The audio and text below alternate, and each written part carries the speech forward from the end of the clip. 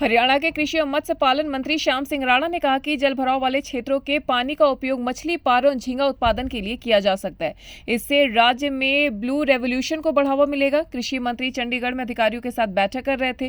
कृषि मंत्री ने मत्स्य पालन और कृषि विभाग के बीच बेहतर समन्वय की आवश्यकता पर बल दिया और अधिकारियों से पहले चल रही परियोजनाओं में तेजी लाने को कहा। देखिए, ये 1 अप्रैल से हर बार मंडियों में खरीद शुरू होती है। सरकार का तो पूरा इंतजाम है, जैसे जैसे सीजन आएगा, क्योंकि कहीं गेता कहीं पछेता, समझते हो ना, कहीं अर्ली कहीं लेट।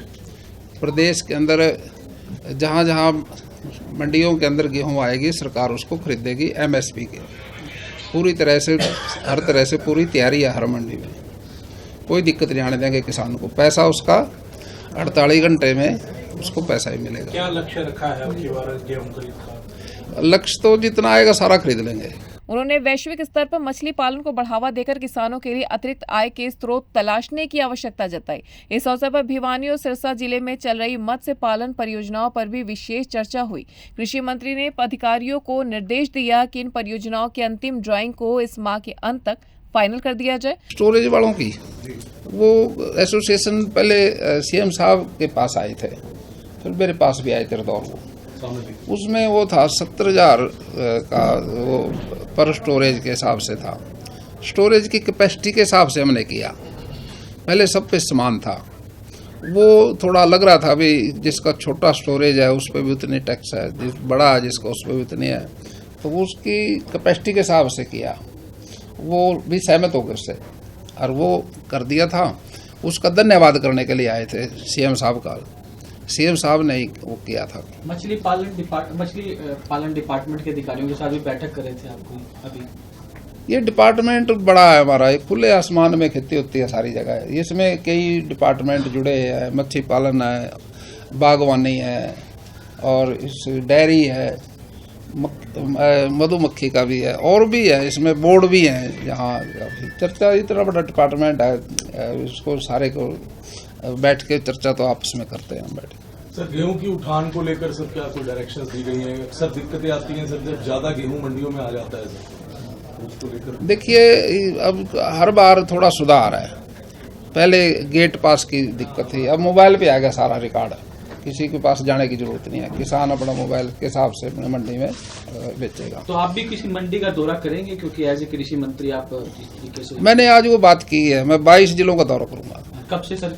7 तारीख से। 7 तारीख से पूरे प्रदेश में? 7 तारीख को मेरी पहले मैं जाऊंगा जज्जर दादरी, 8 और 7 को। उसके बाद फिर पूरे प्रदेश में जाएंगे। हाँ, मंडियों में जाएंगे सर? मंडियों में जाएंगे। मंडियों के साथ साथ जो डिपार्टमेंट से संबंधित और डिपार्टमेंट है उनसे भी चर्चा करेंगे। कोई जैसे सेम का एरिया है, कहीं सेम खत्म करनी है, तो हमारा ये टारगेट है 1 लाख एकड़ जो जमीन है। मुख्यमंत्री जी ने जो संकल्प पत्र में टारगेट दिया हमारे को, वो 1 लाख एकड़ का दिया।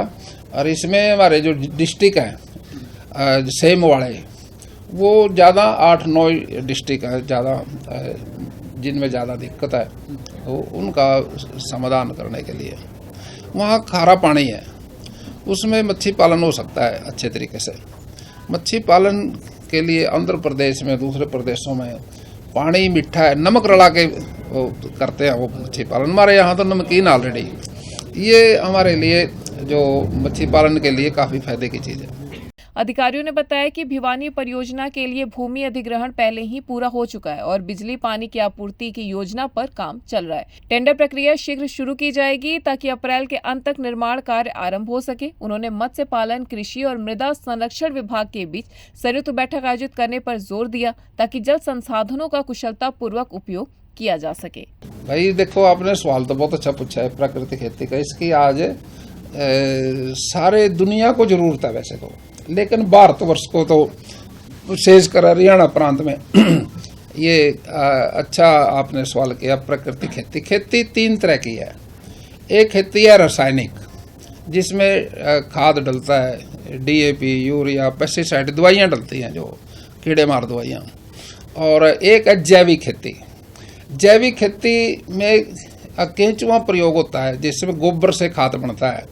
वो एक क्यारी बना के गोबर में केंचुए छोड़ते हैं। वो केंचुआ है विदेशी, वो केंचुआ केवल गोबर ही खाता है, उसकी खुराक है ये, उसी से खुराक से वो खाद बनाता है।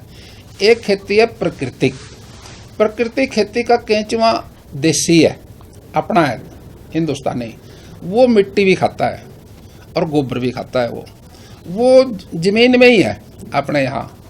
अब उसका जो उसको खतरा जो है वो यूरिया से, डीएपी से, पेस्टिसाइड से वो खतरा है उसको, उससे वो मर जाता है वो। लेकिन उससे बचने के लिए वो नीचे चला जाता है ज़मीन में, 10 फुट तक 15 फुट तक नीचे चला जाता है। जब उसका कोई भोजन उसको मिलता है तो उसको भोजन लेने के लिए ऊपर भी आ जाता है। देसी गाय का जो गोबर है वो उसका भोजन है। देसी गाय जो है एक दिन में 10 किलो गोबर करती है, और जो बैल है वो 12 किलो करता है, और जो भैंस है वो 15 किलो करती है। लेकिन सबसे उपयोगी जो गोबर है वो देसी गाय का है। उसके 100 ग्राम गोबर में 3 लाख जीवाणु होते हैं, 300 लाख जीवाणु, और 500 तक हो जाते हैं वो। लेकिन वो जीवाणु जो है अगर हम खेत में ले आएं तो ये पौधे का भोजन बनाने में सहयोग करते हैं। अब उसको प्राकृतिक खेती कहते हैं। प्राकृतिक खेती हमारे यहाँ देवव्रत जी आर्य जी हैं हमारे गुरुकुल कुरुक्षेत्र के, वो हमारे मित्र भी है। मैं भी कुरुक्षेत्र यूनिवर्सिटी का विद्यार्थी था, और उसके पास 200 एकड़ जमीन किसी महान आदमी ने दान दी थी, उसमें वो गुरुकुल के लिए दी थी। अब वो गुरुकुल की ज़मीन से हमारा बड़ा पुराना ताल्लुकात है। गाय मांग के लाते थे, अनाज मांग के लाते थे, कुछ वहाँ ज़मीन का झगड़ा था वो भी सॉल्व कराया विद्यार्थी जीवन में।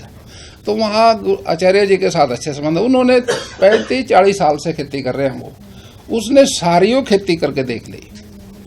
उसने आचार्य जी ने तो ये जो रासायनिक खेती है ये भी करके देखी।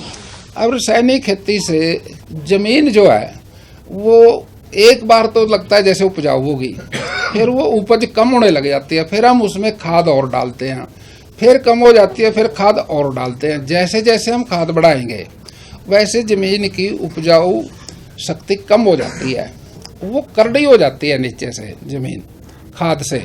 और जहरीले खाद से जो पैदा होगा अनाज वो भी जहरीला ही होगा, और जहरीले अनाज को जो कोई खाएगा उसको कैंसर होगा, बीमारियां होगी। इसलिए प्राकृतिक खेती की जरूरत है। आज भारतवर्ष के अंदर माननीय मोदी जी ने इसकी तरफ ध्यान दिया है। प्राकृतिक खेती हम करेंगे उससे उपज कम नहीं होती, खर्चा कम होगा, मेहनत है, किसान को उससे फायदा है। लेकिन एक प्रचलित होगी बात टीवी पे, रेडियो पे, अभी भाई ये खाद का प्रयोग करते हैं इससे फायदा होता है, लेकिन इससे हमारी ज़मीन बीमार होगी, और बीमार माँ के पेट से बच्चा जो पैदा होगा वो हेल्दी थोड़ी होगा, वो भी बीमार होगा। इसलिए गबरू जो पढ़ते थे हरियाणा में, एक तो होते हैं जवान, जवान के साथ साथ गबरू शब्द जो था ये हमारा गांव का शब्द है। गबरू कहते थे भाई ये लड़का बड़ा गबरू है। गबरू का मतलब बहुत ताकतवर। वो ताकत माँ बाप के बेसिकल स्ट्रेंथ जो मिलती है बच्चे को वो माँ बाप से मिलती है, जन्म से। अब जन्म से जो ताकत मिलती थी वो माँ बाप भी देसी थे, उनके बच्चे गबरू बनते थे।